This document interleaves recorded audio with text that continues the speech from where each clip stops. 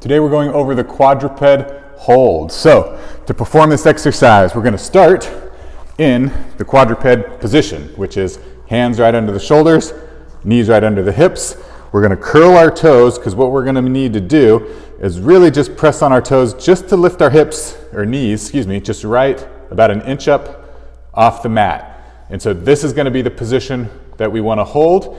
Main things that we're looking for are keeping a really straight back, and that we're not kind of rounding at the low back or sinking over our shoulders like that. So you really want to keep your shoulders engaged, keep that core strong, and keep that back flat. This is a little bit of a different way to strengthen your core and in that plank, in our plank progressions, and you're going to feel it differently. You're going to feel it in your shoulders, you might feel it in your quads, but that's why we like this exercise. It works the full body.